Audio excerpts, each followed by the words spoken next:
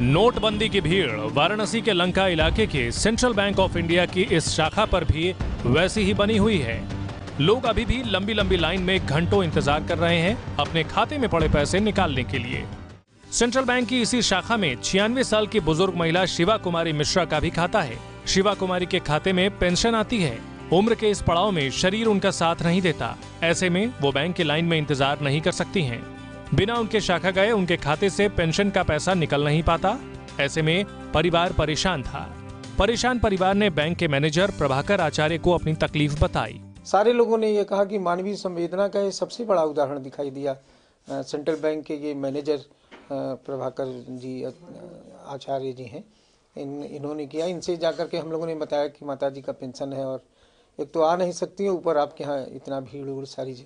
वो खुद कहे कि नहीं चलिए, जब 96 साल की उम्र है उनकी, तो मैं चलता हूँ।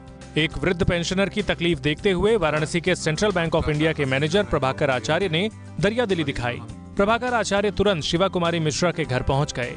घर पर ही कागजी कार्रवाई पूरी की और वहीं पर उन्हें उनके हिस्से की पेंशन दे दी।